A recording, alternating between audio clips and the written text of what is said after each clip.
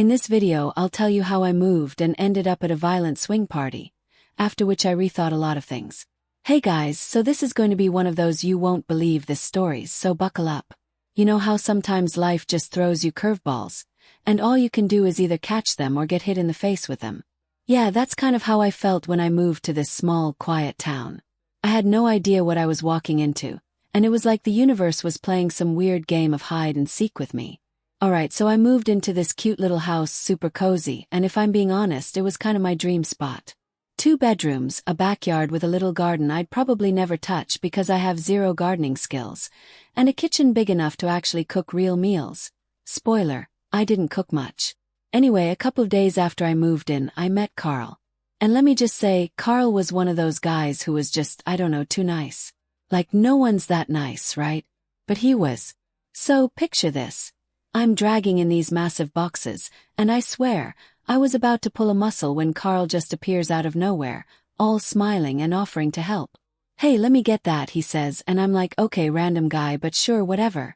We get all my stuff inside, and Karl's just chatting me up like we've been friends for years. He's like, so, where are you from? And I'm like, well, originally from a bigger city, but I'm here for a new start. And you just start telling someone your life story without even thinking about it because they're so easy to talk to. Karl's this tall, dark-skinned guy, handsome in a way that makes you wonder if he's like, secretly a model or something. But I didn't think too much of it at first. He had this smooth way of talking, super laid back, and you just felt comfortable around him. He even invited me over to his place that night to hang out. Now, don't judge me, but I was lonely, okay? So I went. It was a regular hangout, or at least I thought it was. We talked about everything from what it's like living in a small town, totally boring by the way, to what my favorite movies were. He was shocked I hadn't seen The Godfather. I mean, who hasn't? We were just vibing. Honestly, the more I saw Karl, the more I felt like maybe this town wasn't so bad after all. And let me tell you, this is where it starts getting interesting. So, it's about a week later and I'm doing laundry at home. Nothing too exciting, just me, my oversized hoodie, and my laundry basket, living my best adult life. I'm halfway through a load when, out of nowhere, I hear a knock on the door. And who do I see standing there? Yep, you guessed it, Karl. Now, here's the thing. I wasn't exactly ready to answer the door looking like a hot mess. So, of course I freak out a little, but he just smiles and walks right in like it's totally normal. Great, I think to myself. Here I am looking like I've just crawled out of a laundry pile, and Karl's about to see me in my least glamorous moment. But hey, we're friends, right? So we start chatting like usual and I'm kinda getting into it because honestly I like Karl. He was easy to be around and I'd definitely been enjoying getting to know him better. But then, things took a weird turn. He starts talking about this swing party he's going to that weekend. Now let me be clear, I had no idea what that meant at first. My brain went full question mark, and I'm like, wait, what? He starts explaining, all casually like it's no big deal, and I'm just standing there trying to process. And look, I'm not naive. I've heard of swing parties, but I'd never really thought about going to one, let alone being invited to one. So here's where I'm standing, laundry basket in hand, my mind doing the mental math.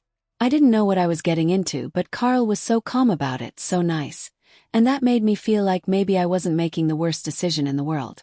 He said, no pressure, just a fun, safe space with cool people. It's a different kind of party. Trust me, you'll enjoy it. I couldn't quite figure out if I was intrigued or terrified. But I think you can guess what happened next. Now, I'm not going to lie to you and say I wasn't conflicted. This wasn't a regular invite to a weekend barbecue. It was a swing party. And that's a whole different level of decision-making, right? But you know what? I agreed. Stupidly, maybe. But that's how things go sometimes, don't they? You get caught up in the moment, and before you know it, you're saying yes to something you never thought you would. So, guys, that's how it all started. That's how I ended up agreeing to go to a swing party with Karl. And I'm sure you're wondering what happens next. Well, I'll save that for the next part. I promise it's gonna get wild, but I've got to make sure I don't overshare, you know? Before I start, I want to say that today I had a story on Patreon that I could not publish on YouTube because of the rules. So, after Karl invites me to this swing party, I'm left in this whirlwind of emotions. Part of me is like, what the heck am I even doing? And the other part, the part one didn't want to admit at the time, it was a little curious. I'm not the type of girl to just jump into something without thinking it through. But Karl, as nice and charming as he was, had this way of making things sound, well, not so crazy. Like he really seemed to be the kind of guy who knew how to make anything sound like a casual hangout. And I'll be honest with you, when he said it was a safe, fun, non-judgmental space, it did sound kind of harmless. I thought, what's the worst that could happen? I'll just go, check it out, and leave if I feel uncomfortable. Guys, I didn't leave. So, the night of the party arrives, and let me tell you, I was a nervous wreck. I'm standing in front of my mirror, staring at the outfit I've carefully chosen. I'm going for something chill but cute, nothing too revealing but enough to not feel out of place. Like, the kind of thing you wear when you want to look like you're effortlessly stylish but secretly panic on the inside. I am not cut out for this. I grab my purse, take a deep breath, and head out the door. And of course there's Karl, waiting in his car, looking like he just walked out of a magazine. Seriously, the guy had one of those smiles that made you feel like the world was on your side. You just couldn't be nervous around him. He made everything feel normal. We drive for what feels like forever to this, I don't know, vibe-y neighborhood. It's one of those places where you'd never guess something out of the ordinary was happening unless you knew what to look for. The house we pull up to is big, modern, and glowing with ambient lighting. I swear it looks like something out of a movie about secret underground societies, just a little fancier. Karl parks, turns to me with that calm smile and says, "Just relax. It's all chill, trust me." "Yeah, sure. Easy for you to say, Karl." We walk inside, and that's when I get the first hint that maybe this wasn't your average house party. I'm greeted by the host, who's this tall woman in a velvet dress that practically screams, "I own 5 cats and know how to keep secrets." Her smile is warm, but there's a knowing look in her eyes. And the other guests, well, they all seem to know each other and have this cool confidence. The kind of confidence that makes you feel like the new kid in school, trying to figure out the social hierarchy of something way more complicated than you expected. Now, I'm not going to go into every detail of what happened next because it was weird. There was music, some people dancing, others chatting, and a lot of drinks. The whole thing had this air of mystery to it. I mean, I knew what kind of party it was, but you don't really get it until you're there. You know what I mean? It's all a little offbeat. I stuck to my decision, though. I'm here, I'm trying to stay cool, and I'm not going to let the weirdness mess with my head. I sat with Karl for a while, sipping on a drink that I'm pretty sure was more for the vibe than the actual taste, and we chatted about random stuff like the weather. But then things started getting weirder. People began to move in and out of the room. A couple of people walked in holding hands, looking like they were straight out of a Twilight Zone episode, except they were all way too calm. And I just remember feeling like I was stuck in a game I didn't know the rules to. At one point, Karl turns to me and says, "If you feel like it, you can explore. No one's going to force you to do anything you're not comfortable with." And here's where things got tricky. I felt uncomfortable. I mean, who wouldn't? I was in a strange place with people I didn't know, and while Karl had been cool, I started feeling a little out of my depth. But because I didn't want to seem like a total prude or make Karl feel weird, I decided to stay a little longer. But then, that moment happened. A group of guys, 3 of them, walked into the room, and one of them was Karl. They were all laughing, high-fiving each other, looking like they'd known each other for ages. And while I didn't want to admit it, there was a vibe in the air. It wasn't just a party anymore. It was starting to feel a little too intimate, and I was starting to realize I wasn't ready for what was happening. Karl noticed me tense up, and I could tell he could sense that something wasn't right. But instead of reassuring me like I expected, one of the other guys, let's call him Jamal, came over and made this weird comment, something about being part of the fun. I didn't even know what that meant. I just froze. Suddenly, I was questioning everything. What was I doing here? Why hadn't I just stayed home and watched Netflix? I stood up, my heart racing, my mind scrambling to find an excuse to leave. I needed to get out of there. Yes. Oh, Karl. Karl was talking to the guys, and I could feel my panic start to rise. What had I gotten myself into? I could feel my anxiety building up, and I didn't want to be rude, but I couldn't ignore the fact that I felt trapped. Unsafe. Okay, guys. I don't know how to say this without sounding like a total mess, but I need you to stick with me here because everything I thought I knew about that night took a turn I wasn't prepared for. So, in the last part I told you I was starting to feel like I was in over my head at this swing party. Things were getting weird, the vibes were off, and I was starting to feel like I had made a huge mistake by even showing up. You know how, when you're at a party and something just doesn't feel right, but you're too shy to leave because you don't want to be that person? Yeah, that was me. I was sitting there, trying to make sense of everything around me, trying to figure out if I was overreacting or if there was something really off about the situation. It's not that the people at the party were rude or weird in a creepy way. No, they were all kind of too nice. And I hate to say it, but I was starting to feel like I was in the middle of some weird social experiment I didn't sign up for. Every time someone passed by, they'd give me this knowing smile, like they were in on some big inside joke that I wasn't invited to. And then there was Karl. He was still cool, still smooth talking, but I couldn't shake the feeling that something wasn't quite right. I'm telling you, my gut was screaming at me. I've never been good at listening to those little warning bells inside my head. I mean, who ever listens to their instincts when they want to look chill? But this time I had to listen. So here's the thing. I'm sitting there trying to pretend everything's fine, trying to keep up with a conversation when one of the guys, Jamal, remember him, comes over and starts chatting with me. But his tone is different now. It's like he knows something I don't, and it makes my stomach turn. He starts asking me all these personal questions, ones that make me feel like I'm under some weird spotlight. And while Karl is across the room, laughing with the other guys, I start realizing that this is no longer a party where I'm just another guest. I get this strange feeling that, well, that Karl isn't exactly as into this whole thing as he made it sound. The other guys are all looking at me like they've seen a prize they're ready to claim, and that's when I get a wave of panic. I've got to get out of here. I stand up, my heart pounding. I excuse myself, mumbling something about needing some air, but as soon as I turn to head toward the door, I see Karl looking at me. His eyes are calm, but I can tell he's watching me like he knows what I'm about to do. And that's when the weirdest thing happened. He doesn't come after me. He doesn't even try to stop me. He just gives me this look, and I swear it's like he's giving me permission to leave. But that look didn't feel reassuring. Felt like a test, and I was failing it. I hurry out the back door, into the cold night air, feeling that sense of freedom I didn't know I needed until I got there. The street is quiet, the only sound being the crunch of gravel beneath my feet.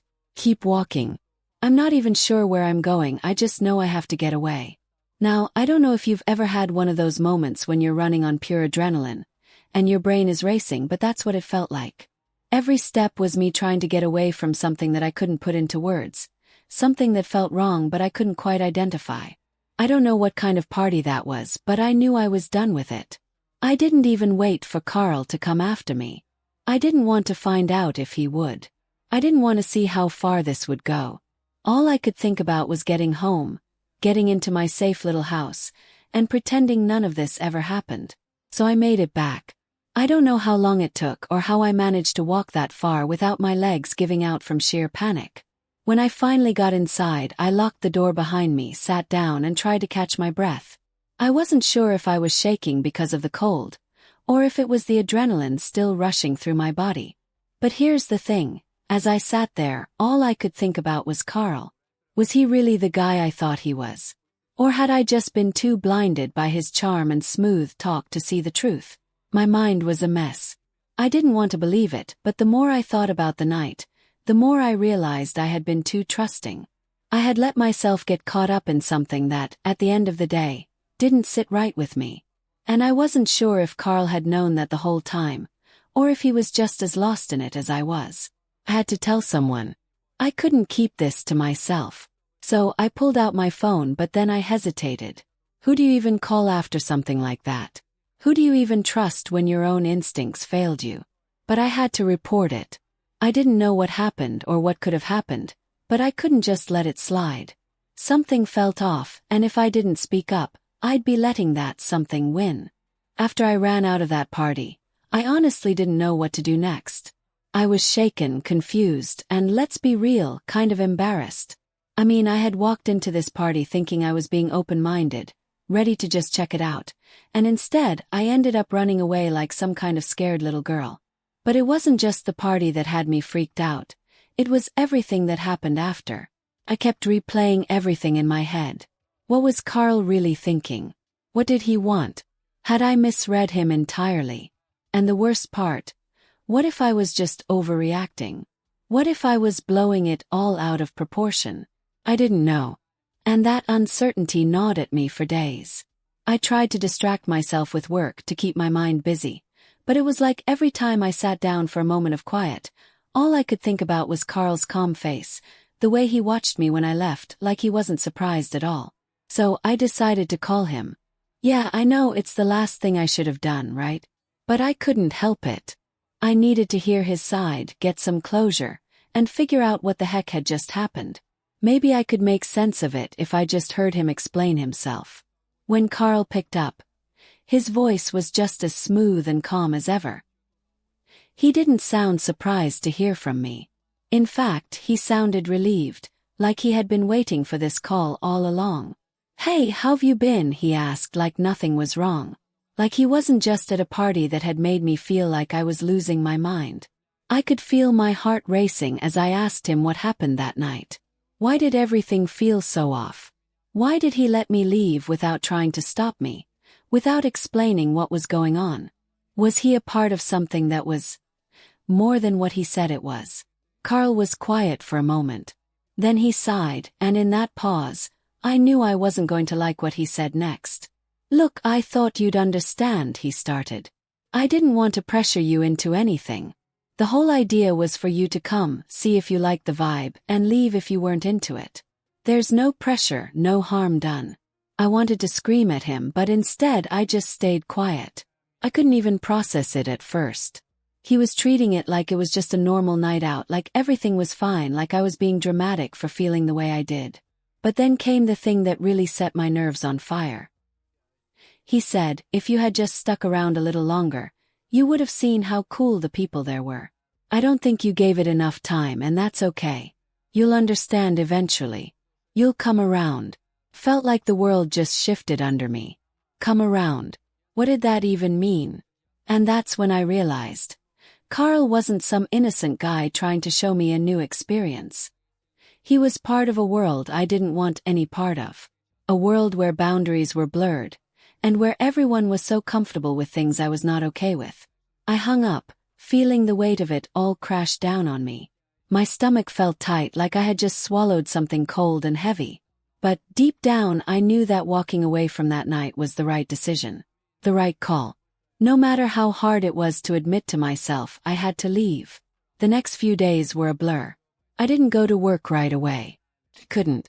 I spent most of my time at home, trying to piece everything together and figure out what I was supposed to do with the mess that had become my life.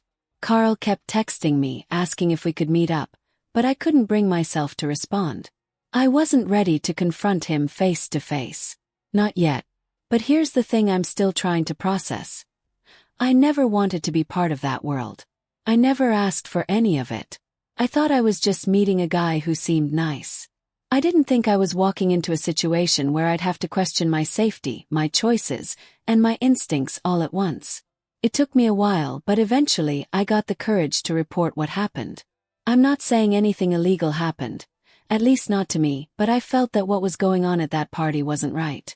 And if I had stayed, if I hadn't trusted my gut, things could have gone in a direction I didn't want to think about. So I spoke up.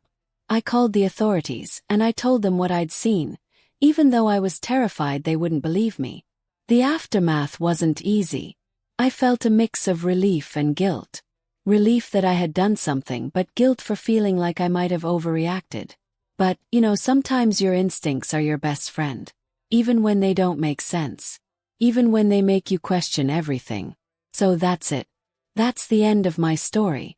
I don't know where Karl is now, and honestly, I don't want to know. I just know that I'm better off without him. And that's all that matters.